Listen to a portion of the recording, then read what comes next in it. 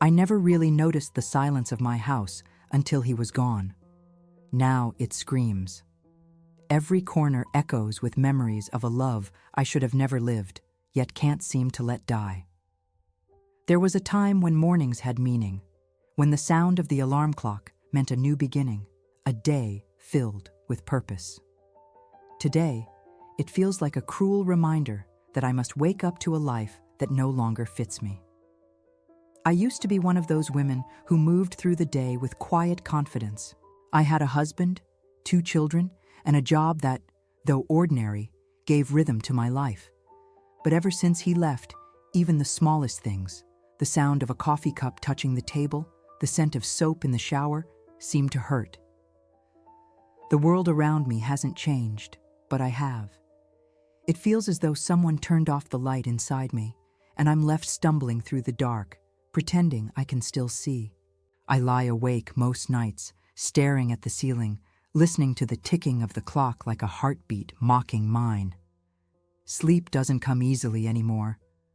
My thoughts circle back to him, to us, to the what-ifs that haunt every breath I take. There's no escaping it.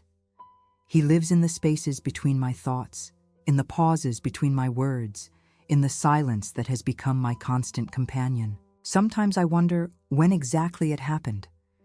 When my heart decided to betray everything I thought I believed in. I had a family, a routine, a name that meant something respectable in a small town where everyone knew everyone else.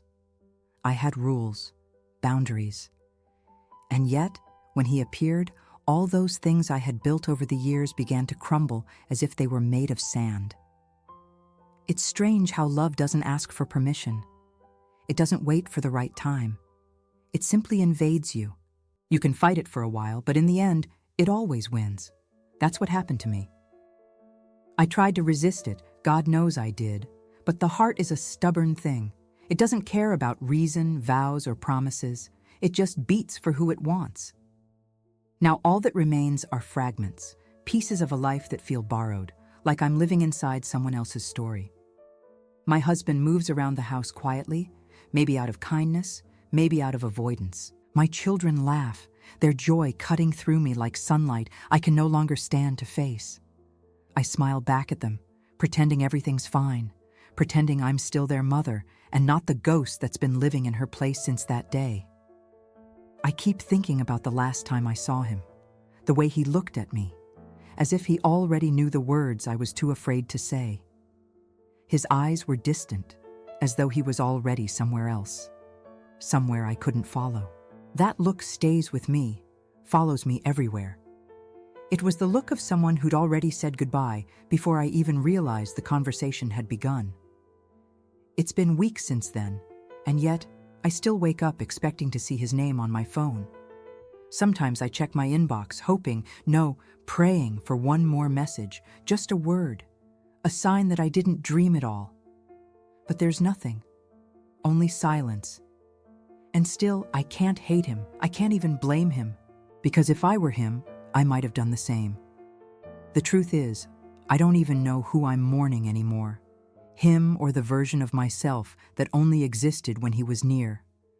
There was a light in me then, a warmth I had never felt before. I remember how it felt to be wanted, to be seen, to be alive. Now that he's gone, it's as if that light was snuffed out, leaving me with only ashes of who I used to be. Sometimes I whisper his name when no one's around, afraid the walls might tell on me. I say it softly, like a prayer I don't expect to be answered. It still feels like a secret, even now, after everything has fallen apart. Maybe that's because love like ours doesn't really die. It just hides. It goes underground, waiting for a moment of weakness to bloom again. I used to think love was something pure, something holy. But now I know it can also be cruel. It can bless you with meaning and curse you with longing, all in the same breath. Because what do you do with a love that has no place to go? Where do you put it when every door is locked, when every path leads back to pain? So I keep it here, inside me, buried deep where no one can see. I carry it like a hidden wound, pretending it doesn't hurt when it throbs beneath the surface of my calm. I tell myself I did the right thing, that I chose my family, that I was strong. But at night, when the world grows quiet, I feel the truth clawing at my chest. I didn't choose strength. I chose fear. And because of that, I lost him. Now, I move through my days like someone walking through a house that's already burned down, touching the walls of what used to be home, searching for traces of warmth in the ashes. Everything looks the same, yet nothing feels alive. That's the cruelest part of love, the way it makes you alive, only to leave you half dead once it's gone. And so, every morning when the alarm goes off, I open my eyes, take a breath, and tell myself to keep going. Because even though the light went out, life insists on continuing in the dark.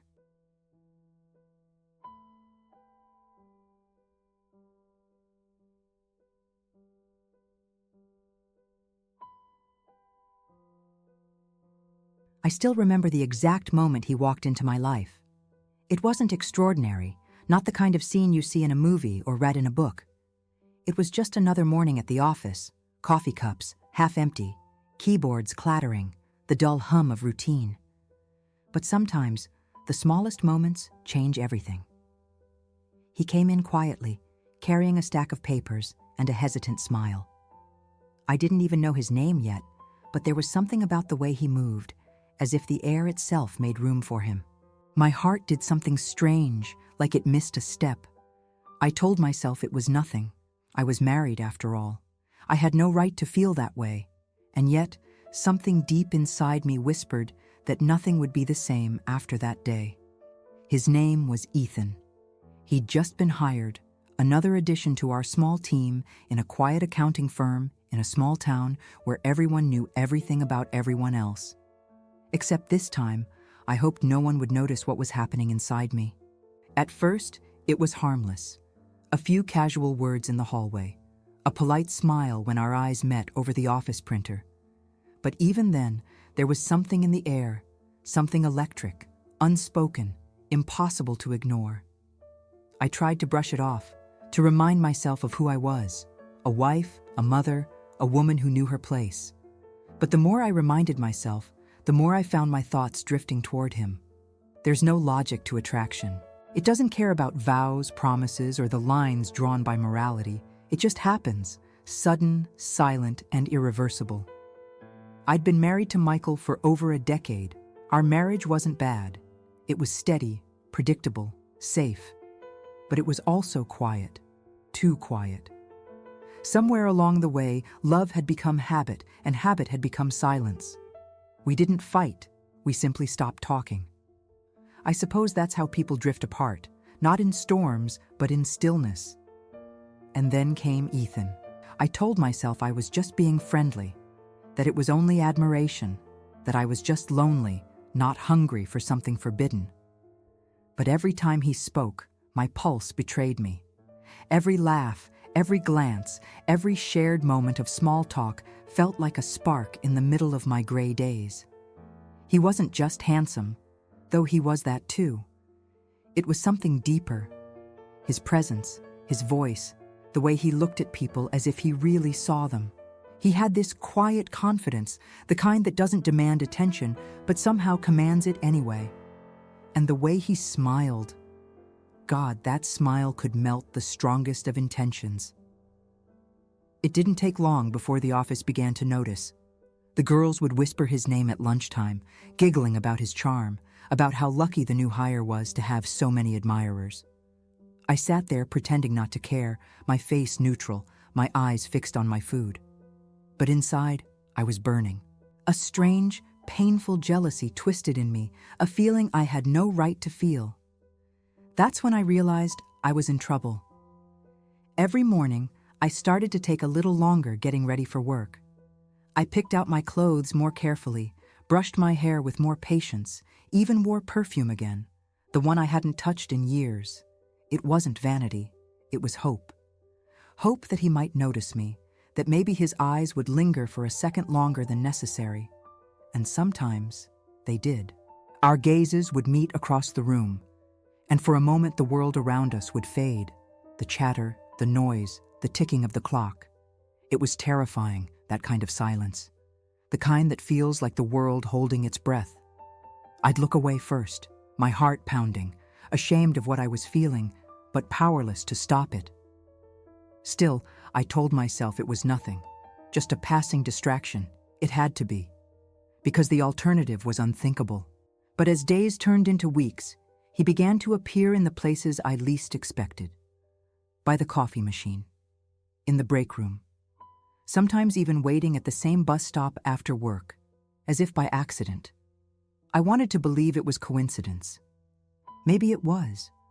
Or maybe fate was already setting the stage for what would come next. We started talking more, about work at first, then about life.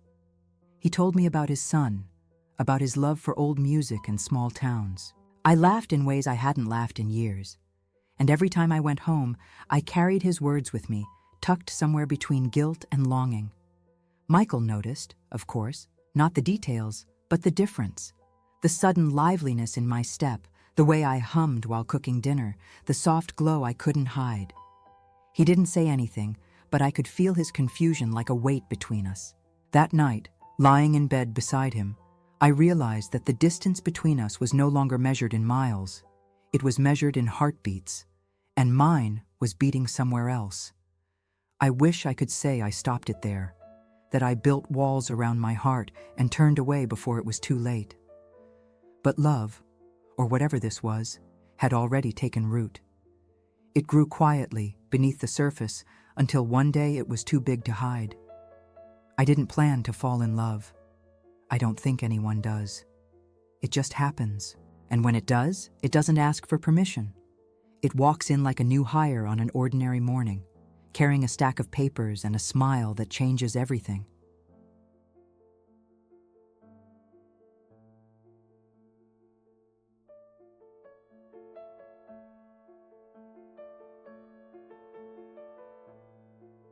It started so quietly that I almost didn't notice. A message here, a smile there, a small comment that lingered longer than it should have. Nothing scandalous, nothing that could be called betrayal. Not yet. But the air between us began to change. Thicker, warmer, dangerous. I could feel it every time he walked by, like an invisible current that pulled at my breath. I told myself I could handle it. I was strong enough to keep the line between us clear. But the truth is, the heart has its own gravity, and mine was already falling. Ethan had this way of listening that disarmed me. He didn't just hear words, he understood silences. When I spoke, he looked at me as if everything I said mattered, even the small, ordinary things. It had been years since someone looked at me like that. My husband had stopped noticing long ago. To him, my voice had become background noise, part of the hum of everyday life. But to Ethan, it was music. At first, our connection was wrapped in the innocence of friendship. We'd talk about movies, books, or the absurdity of office life. Sometimes he'd share a joke, and I'd laugh too loud, too freely, the kind of laughter that makes you feel young again, even if only for a moment. But beneath the laughter, something else was blooming. Something that made every conversation feel like a secret. I tried to ignore it. I really did. I told myself that what I felt was just admiration, gratitude for being seen again. But every time his name appeared in my inbox, my pulse quickened. Every good morning from him sounded like a confession. He started sending little things, quotes about life, photos of the sunrise, songs that spoke of love and longing. And then one afternoon he sent me a poem. I still remember the words. Some souls meet too late, some too soon, but some meet exactly when they need each other the most. I must have read it a dozen times. My hands trembled as I closed my laptop, my heart torn between joy and fear. I wanted to believe it meant nothing, that it was just a coincidence. But deep down, I knew better. The next day, when he passed by my desk, his eyes met mine for a second too long. That's when I realized he knew that I knew. We didn't need to speak it out loud. The truth was already alive between us. From that moment, everything changed. Work became both heaven and hell. Heaven, because I got to see him. Hell, because I had to pretend I didn't care. Our conversations grew shorter in words, but deeper in meaning. Sometimes all it took was a look. Sometimes we didn't even need that. I could feel when he was near, like the air shifted, like the universe whispered his presence before I saw him. And yet, guilt followed me everywhere. Every smile I shared with him felt like a betrayal of my family. Every heartbeat that quickened at his touch was a reminder of my weakness. I'd go home and overcompensate, ask my husband about his day, play with my children, cook something special for dinner. But it all felt mechanical, as if I was acting out a life that no longer belonged to me. At night, I'd lie awake, arguing with myself. You're a wife, a mother. Stop this. It's wrong. But then another voice, quieter and stronger, would whisper, when was the last time you felt alive? That question haunted me, because I couldn't remember. Ethan never crossed a line, not at first. There was respect in his restraint, and that made it even harder. The more he held back, the more I wanted him. It was as if the entire universe had conspired to place us just close enough to touch, but far enough that we couldn't. One afternoon, we ended up alone in the break room. The air between us was thick, heavy with all the words we weren't saying. I turned to leave, but he stepped closer, close enough that I could smell his cologne, feel the warmth of his body without him touching me. He didn't move, didn't speak, and neither did I, because we both knew that if either of us said a single word, it would all fall apart. That was the first moment I realized what temptation really was. It wasn't loud or obvious. It was quiet, patient, almost tender. It waited for you to give in. I walked away that day, but something inside me stayed behind. From then on, the simplest things became unbearable. His laughter down the hallway, his reflection in the office window, the sound of his voice saying my name. It was like living in a constant ache. Every day I told myself, don't fall. And every day I fell a little more. It's strange how love starts. So soft, so harmless. You think you're in control. You tell yourself you can stop any time. But love doesn't ask. It doesn't care if you're ready or not. It simply happens. And by the time you realize it, it's already too late.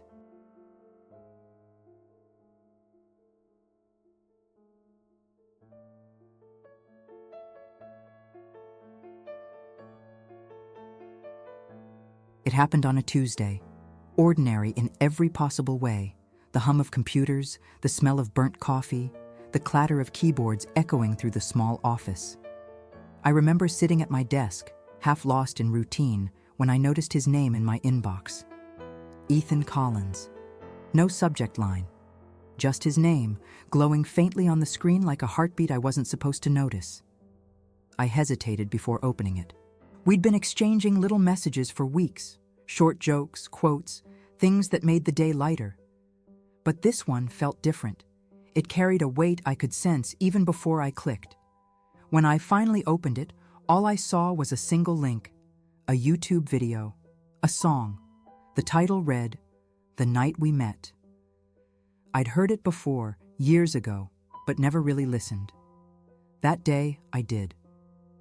The melody crawled under my skin, gentle and haunting. Every lyric felt like a confession neither of us could make aloud. I had all and then most of you, some, and now none of you. I froze.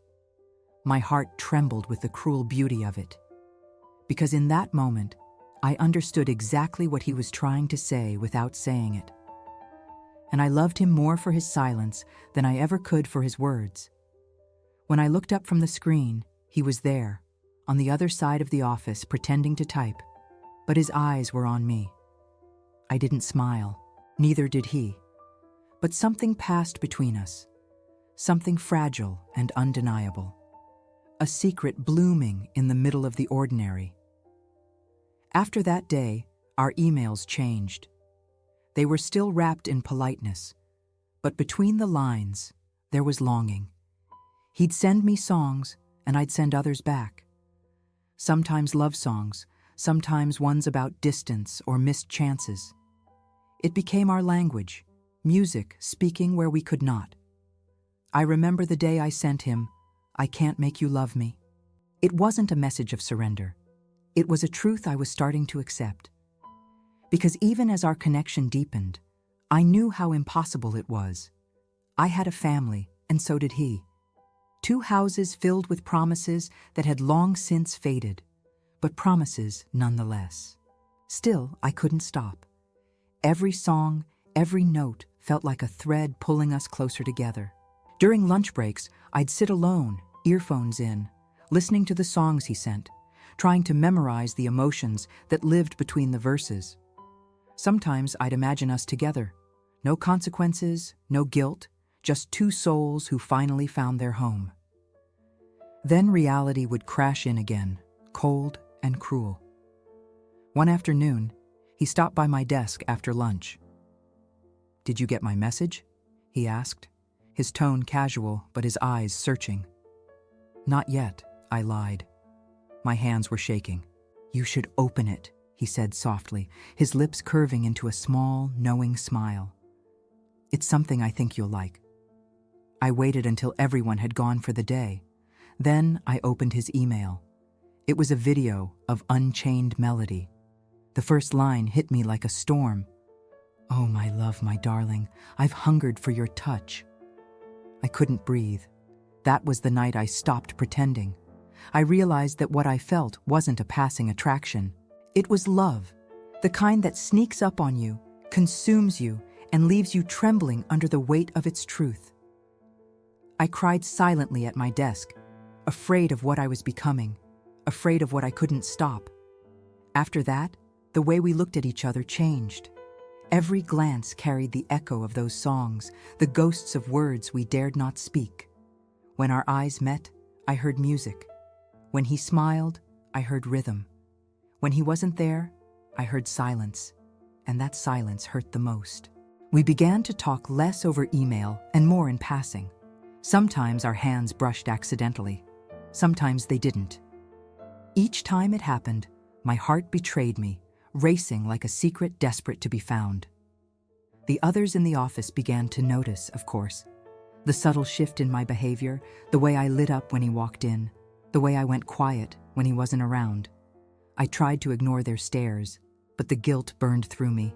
Still, I couldn't stop waiting for that next song, that next message. Because somewhere in that forbidden exchange, I had begun to feel alive again. At home, everything looked the same. Michael would talk about bills, the kids, the news, his voice gentle, predictable. But I was no longer there.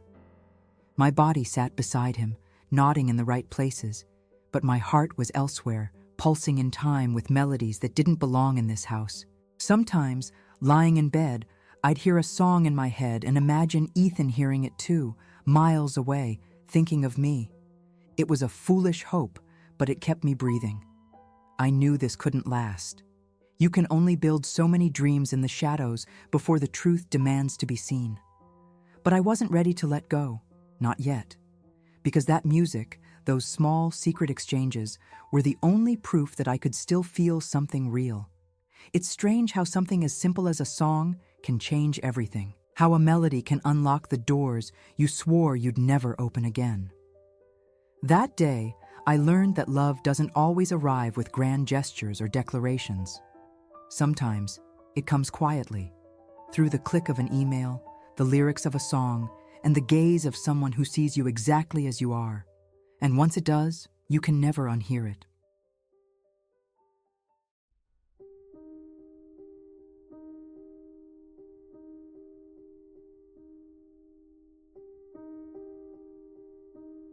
It happened the way forbidden things often do, quietly, almost innocently, and yet with the weight of eternity. The day had been gray and heavy with rain. The office felt slower than usual, filled with the low murmur of computers and the distant drumming of water against the windows.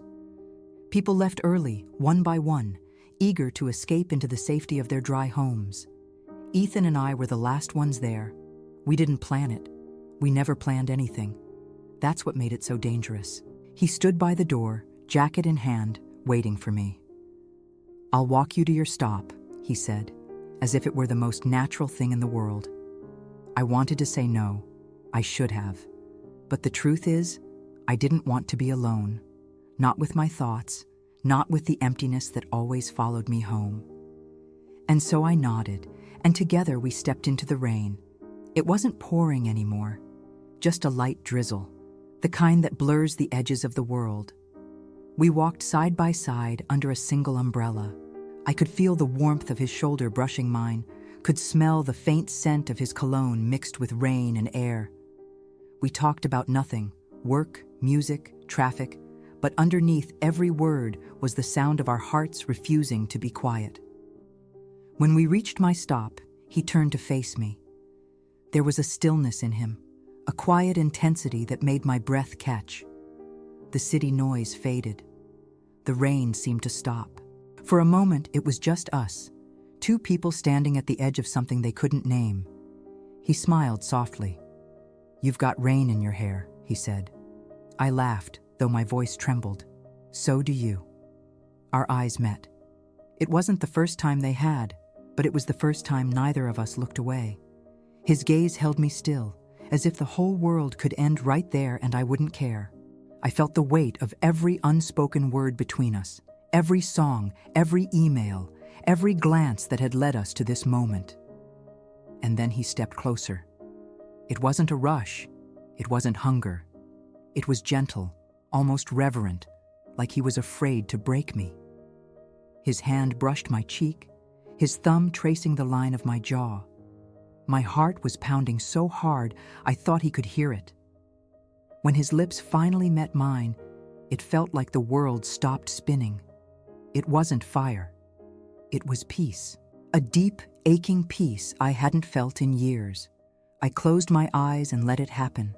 The warmth, the tenderness, the way his breath mingled with mine. For those few seconds, there were no consequences, no guilt, no past or future. There was only the now. When he pulled away, I didn't move. I couldn't. My whole body trembled, not from fear, but from the realization that something irreversible had just happened. He looked at me, his voice barely a whisper. "I'm sorry." I shook my head. "Don't be." But we both knew what we had done, and we both knew it couldn't be undone. On the way home, I replayed the moment over and over in my mind. The softness of his lips, the warmth of his hand, the way my heart had felt both alive and guilty all at once. I pressed my fingers to my mouth as if trying to hold on to the memory, afraid it would fade with the night. At home, Michael was watching TV. The kids were already asleep. I walked in, dripping wet, my pulse still unsteady. He looked up at me and smiled, a quiet, familiar smile, the kind that comes from years of habit rather than passion. "Long day?" he asked. I nodded. "Yeah, long day." He went back to his show, and I went to the shower, standing under the hot water as if it could wash away what had just happened. But nothing could.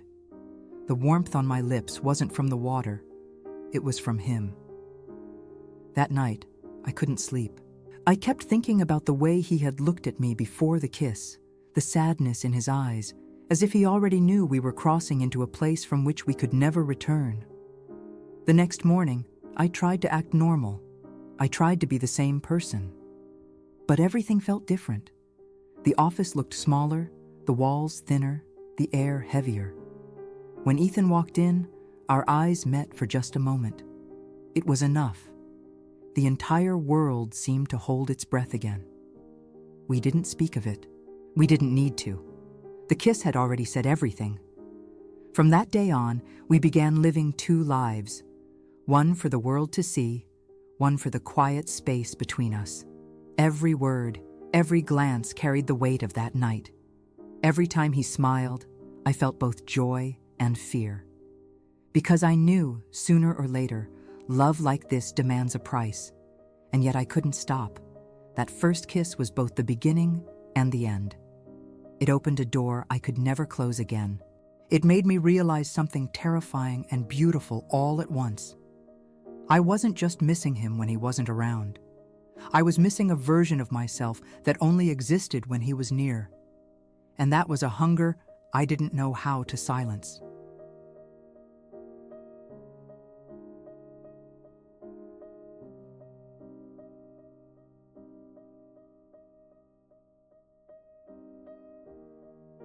From that day on, we lived in shadows.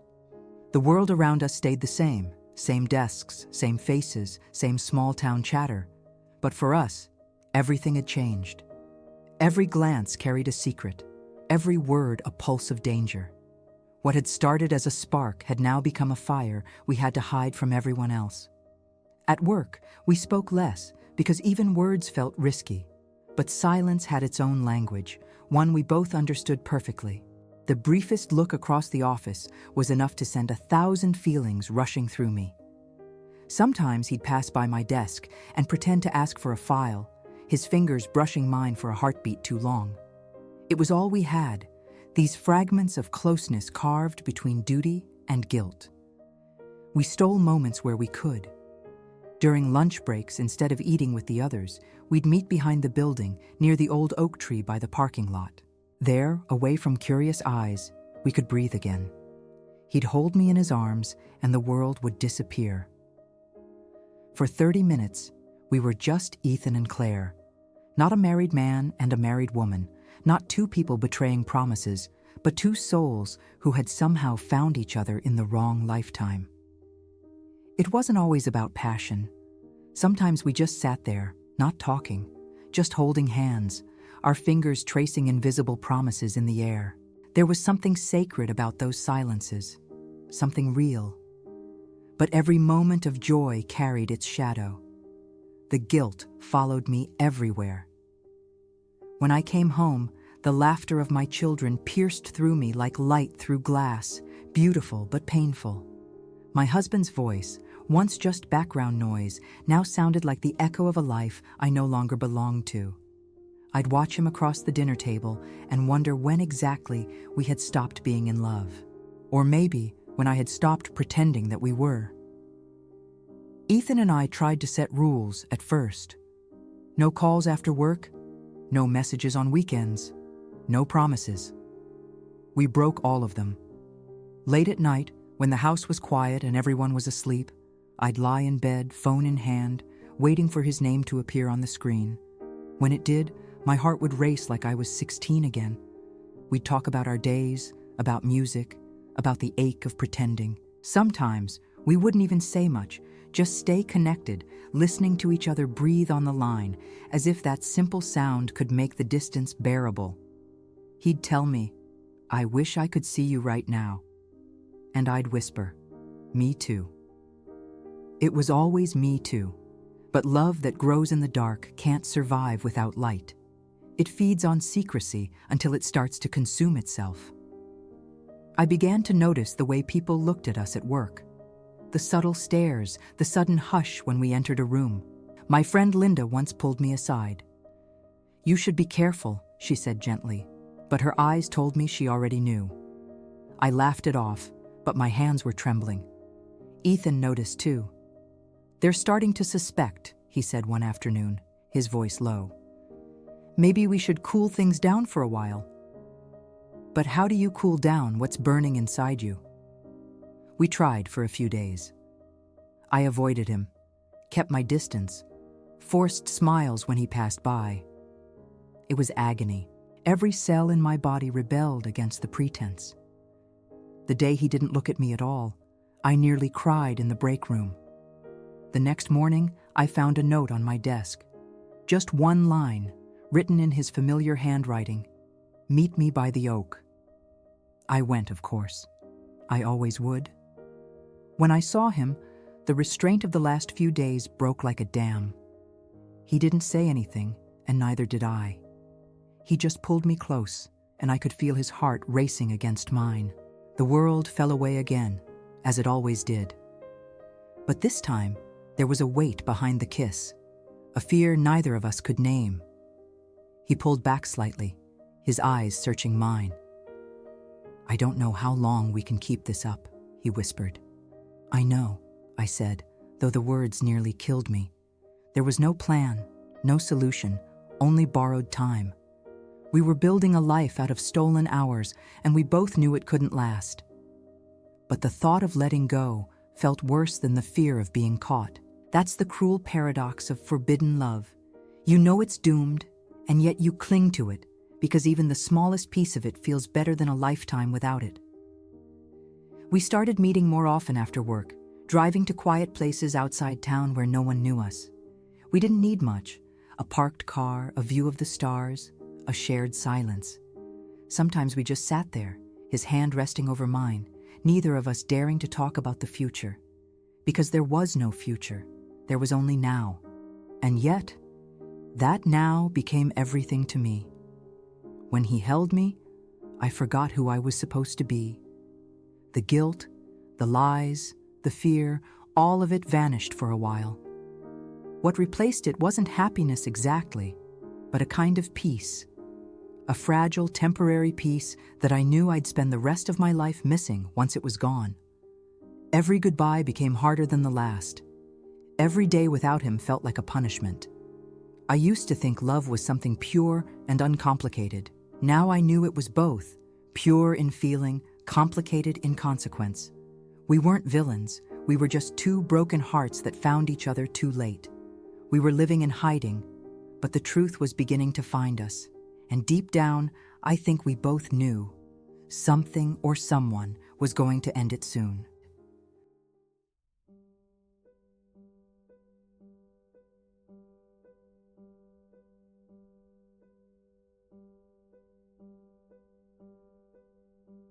It started with glances, small, sharp, and heavy as stones. At first I tried to tell myself it was my imagination, that no one could see what I was hiding, that the walls around my secret were still intact. But lies have a way of cracking, even the ones we tell ourselves. My mother-in-law, Evelyn, had been living with us for years. She was the kind of woman who missed nothing, the type who could sense a change in the air before anyone else even noticed there was a breeze. Quiet but calculating, she carried an unsettling calm, the kind that made you feel as if she was always 2 steps ahead of you. At first, she only asked harmless questions. "You've been working late a lot, haven't you? You've been smiling more these days. Something good happening at work?" Her tone was light, but her eyes were knives. I answered with small lies, careful ones, just enough to sound believable. "We're busy at the office," I said. "I've been covering for someone who's out." She nodded, but I could feel her suspicion tightening around me like a noose. I started coming home later and later, telling myself it was only temporary, that Ethan and I just needed a little more time before things settled. But there's no such thing as a little more time when you're living a double life. Every minute stolen from one side of your world must be paid for on the other. At first, I thought Evelyn's presence was just an inconvenience. Soon, it became a shadow I couldn't shake. I'd walk through the door at night and feel her eyes on me, assessing, measuring. Once, I caught her looking out the front window as I stepped out of Ethan's car at the end of the street. Her face didn't move, not even when our eyes met through the glass. That night at dinner, the silence was unbearable. The clinking of cutlery echoed like accusations. I couldn't eat. My husband, Michael, chatted absently about his day, while Evelyn sat across from me, quiet, her eyes fixed on her plate. Then, halfway through the meal, she spoke, calmly but with precision. "You've been different lately, Claire." I froze. "Different how?" "Oh, I don't know," she said, her fork poised midair. "Happier, maybe, or distracted. I can't tell which." Michael laughed lightly, trying to ease the tension. She's just been busy, Mom. The office is keeping her running. Evelyn smiled, but her eyes never left mine. I'm sure that's it. After dinner, I escaped to the bathroom and locked the door, my hands trembling as I leaned against the sink. I stared at my reflection and barely recognized myself. The woman staring back at me had eyes full of guilt, lips trembling with fear.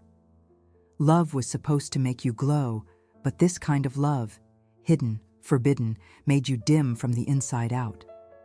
I told Ethan about it the next day. "She's starting to suspect," I said, my voice barely above a whisper. He frowned. "Then we need to be careful. Maybe we shouldn't see each other after work for a while." I shook my head. "You don't understand. She's watching me. If she finds out, she'll tell Michael. She'll take my kids. She's capable of it."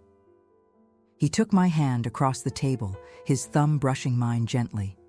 "We'll figure this out, I promise." But his words didn't calm me, because promises are easy when spoken in whispers, harder when shouted into reality. Days passed, and Evelyn's suspicion grew bolder. She'd make comments about my perfume, about how often I washed my hair. "You've been taking better care of yourself lately," she'd say with that same sly smile. "Good to see you making an effort again." I stopped wearing perfume. I stopped dressing up. But nothing changed the way she looked at me. She was hunting the truth, and I was leaving too many tracks behind.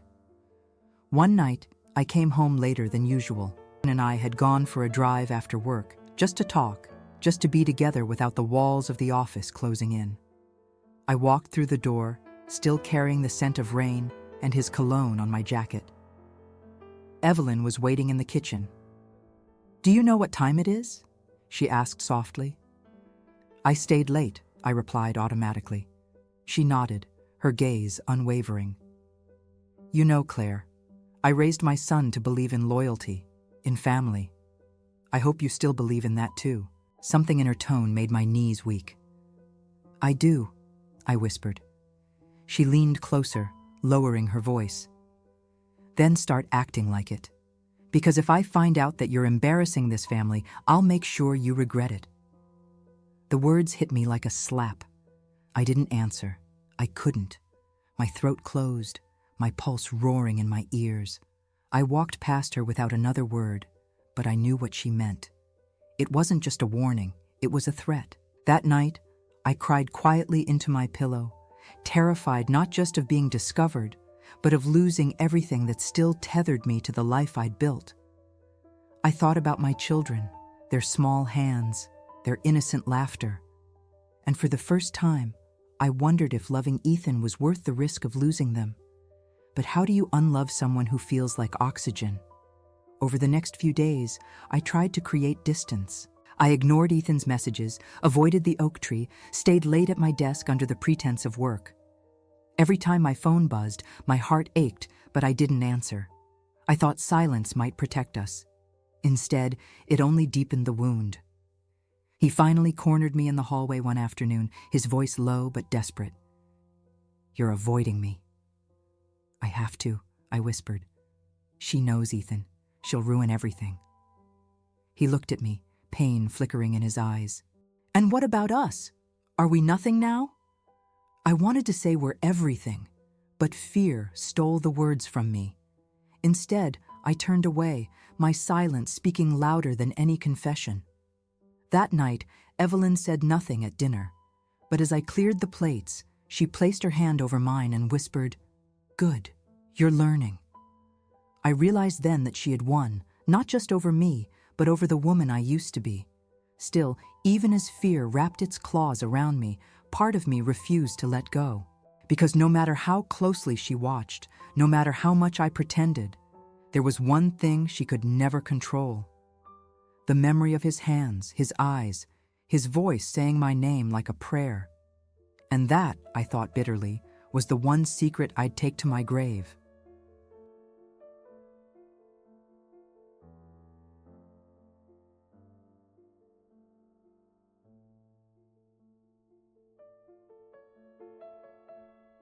There are goodbyes that end a story, and there are goodbyes that carve one deeper into your soul.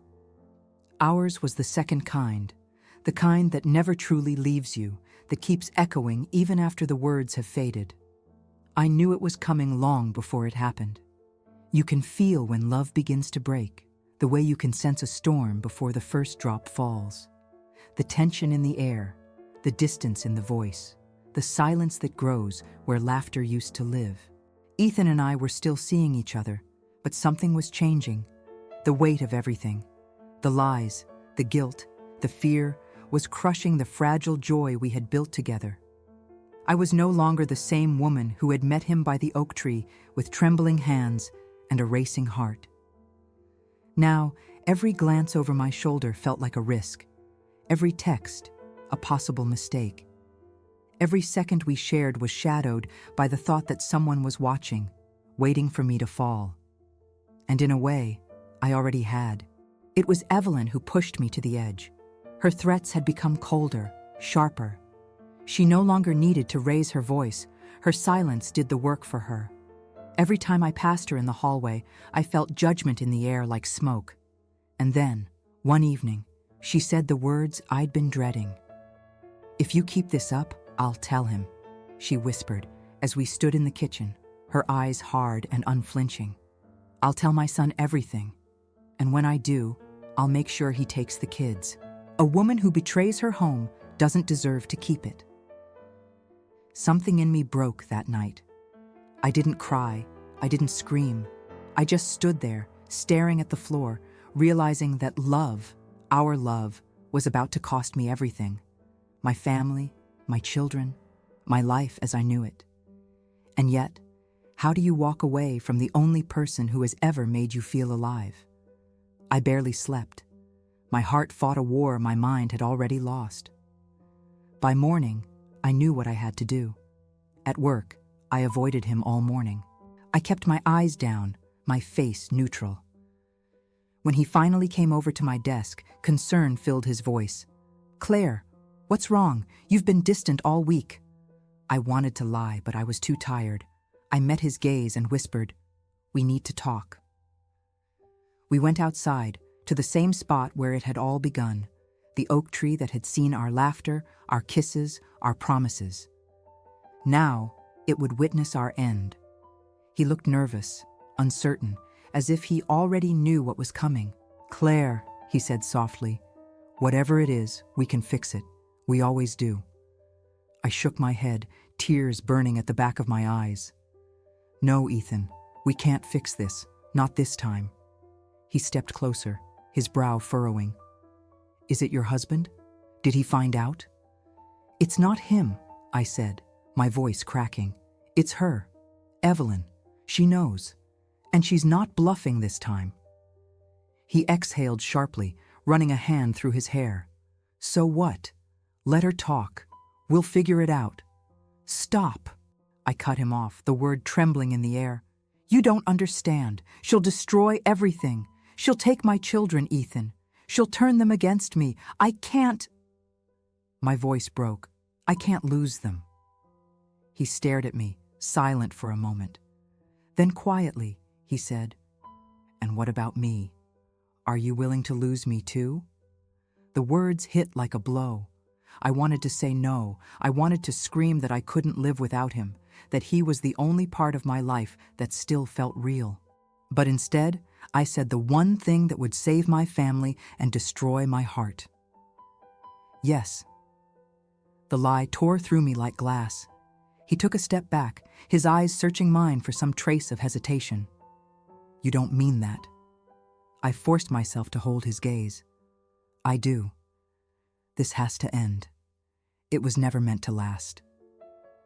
For a long moment, he just stood there, breathing hard, his jaw clenched in disbelief. Then, without a word, he turned away. I wanted to stop him, to run after him, to take it all back. But I couldn't move. My legs were heavy, my chest tight. I stood there watching as he walked away, the rain beginning to fall again, blurring him into the gray of the afternoon. It was over. I went back inside, numb, moving through the rest of the day like a ghost. No one noticed that I had died a little in that moment. No one saw the way my hands shook as I packed up my things. That night, when I got home, Evelyn smiled at me, a small, satisfied smile that told me she knew. I didn't speak to her. I couldn't. The next morning, I found out that Ethan had quit his job. No explanation, no goodbye, just gone. His desk empty, his chair pushed in neatly, as if he had never existed at all.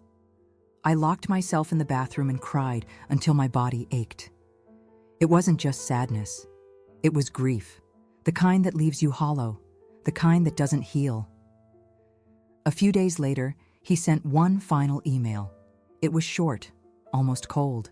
If this is how it has to be, then let's end it completely. Take care of yourself. No name, no signature, just silence. I read it over and over, trying to find hidden meaning in the simplicity of the words. But there was none. It was exactly what it said, an ending. I deleted it, but it didn't matter. The words had already carved themselves into me.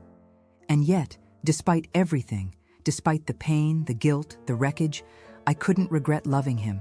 Because even though it broke me, for a while it made me feel alive in a way I never thought I could again. I had loved him with everything I had, and then I let him go with nothing left of me.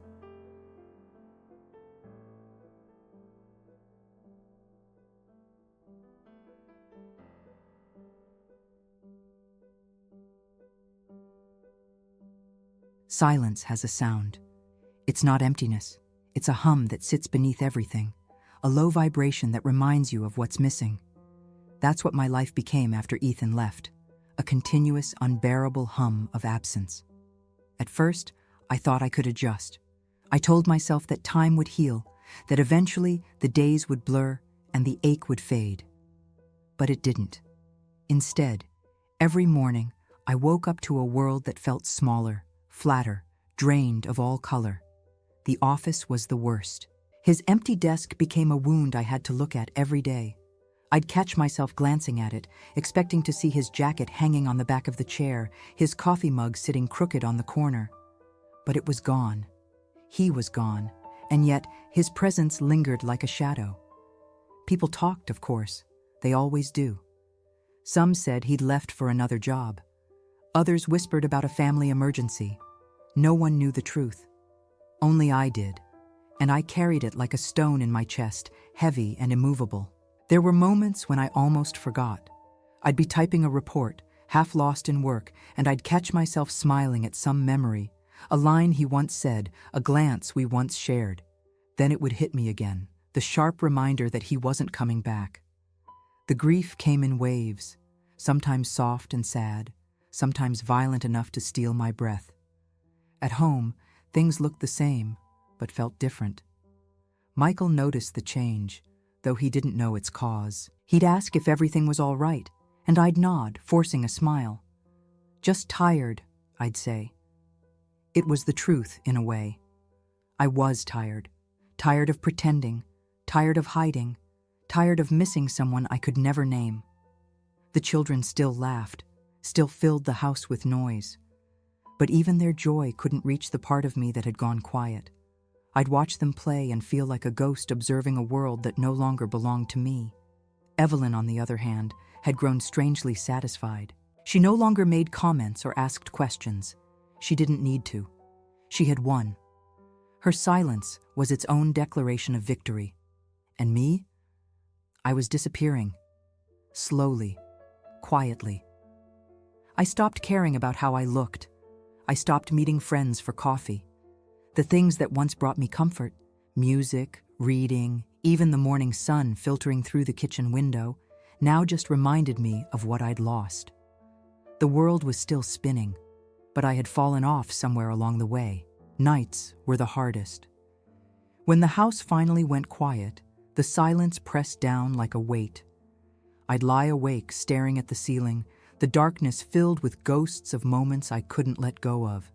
His voice, his touch, the way he used to look at me when he thought no one was watching. Sometimes I'd imagine him somewhere far away, starting over. Maybe he'd found peace. Maybe he'd convinced himself it had all been a mistake. I wondered if he ever thought of me, if the same ache that haunted me reached him too. There were days when I almost wrote to him.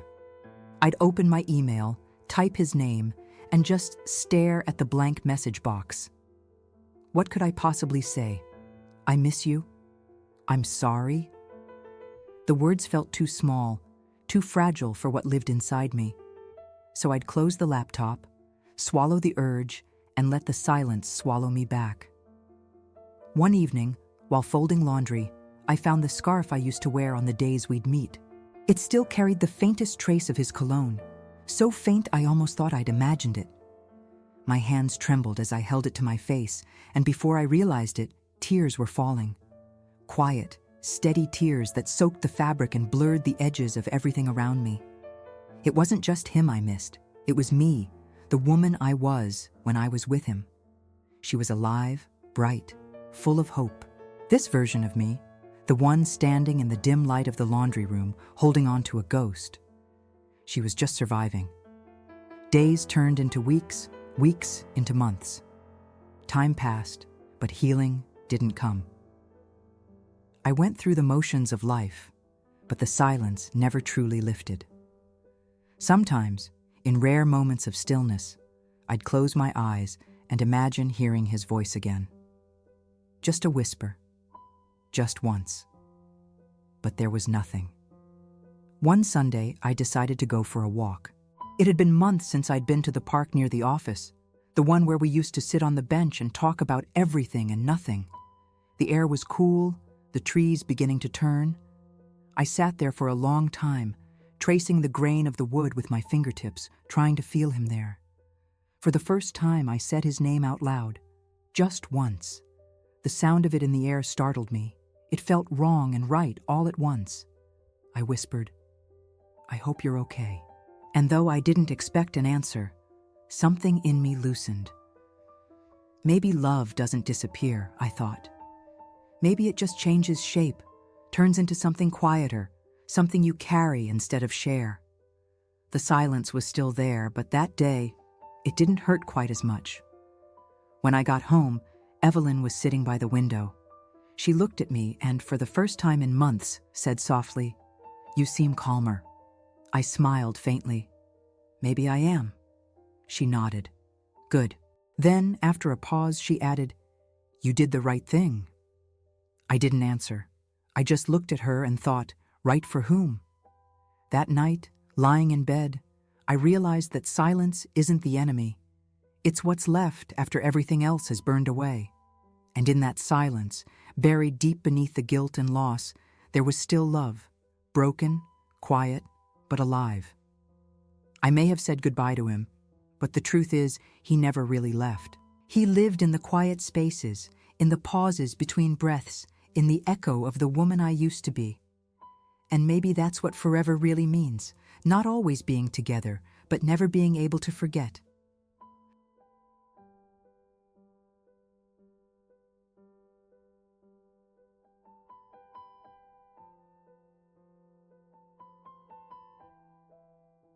Some loves don't end. They just change their form, becoming invisible, buried beneath the ordinary days, yet pulsing quietly beneath everything you do. That's what he became to me. Not a person I could touch or see anymore, but a heartbeat under the silence. Months have passed since Ethan left, and yet he still visits me, in dreams, in memories, in the softest corners of my mind. I've learned to live again, or at least to pretend I have.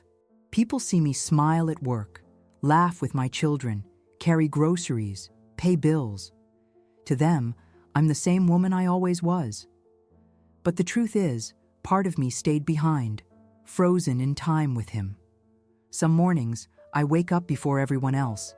I make coffee, open the curtains, and watch the world wake up. The light filters through the window, painting soft gold on the kitchen floor. For a moment, I almost feel peace. But then, somewhere in that silence, I remember the way sunlight used to fall on his face, the way his voice could turn an ordinary moment into something sacred. And the ache returns, familiar and quiet. I don't cry anymore. Not the way I used to. The tears have dried, but the longing remains, a dull, constant ache, like an old wound that still throbs when it rains. I think of him when I hear certain songs, when I pass a man with his same kind of walk, when I catch the scent of rain on asphalt. It's not obsession. It's remembrance. I've made peace with the fact that he's gone, but not with the way he left. No closure, no goodbye beyond a few words typed on a cold, white screen. Sometimes I still wonder if he ever thinks of me, if a song on the radio ever makes him pause, if my name still echoes in his thoughts the way his does in mine. At church, they talk about forgiveness, how it frees the soul, how it allows us to move on. I sit there, hands clasped, pretending to pray, while inside I whisper to God, "Please forgive me for loving him." And somewhere, deep inside, I imagine God whispering back, "I already have."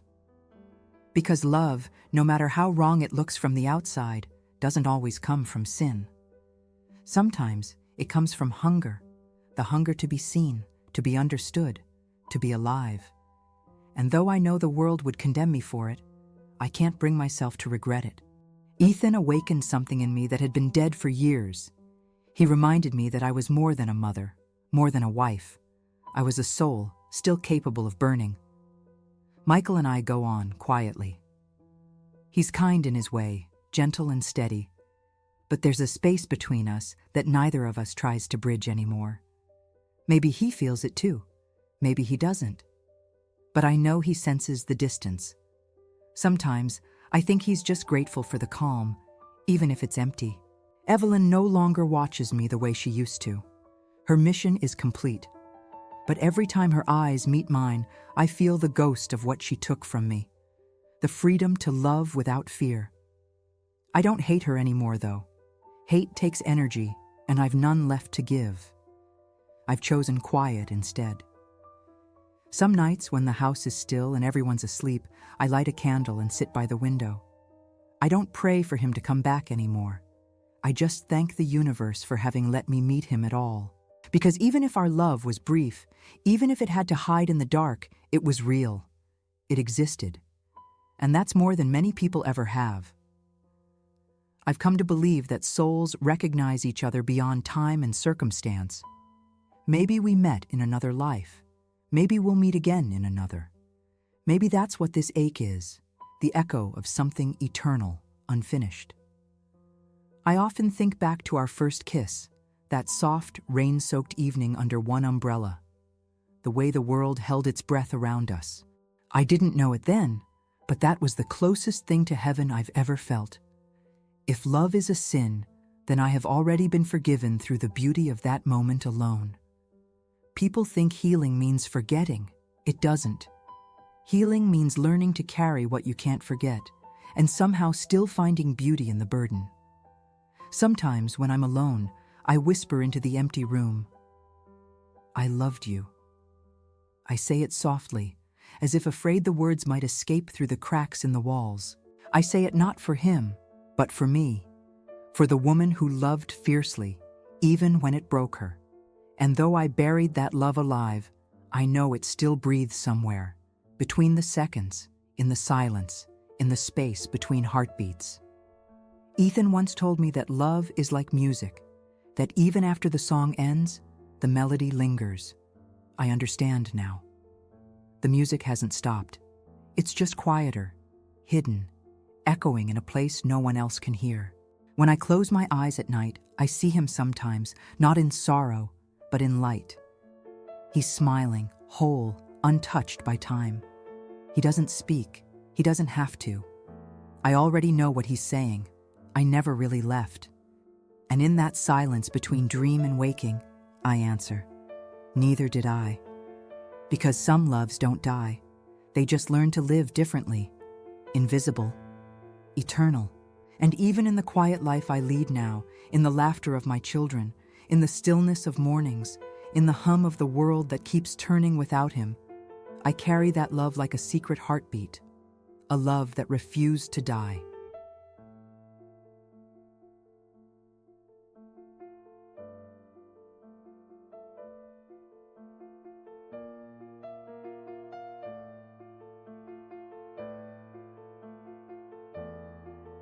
After falling for a man she could never have, a married woman is torn between duty and desire. As their secret love spirals into heartbreak, she's forced to choose between her family and her soul, learning that some loves don't die. They simply learn to live in silence.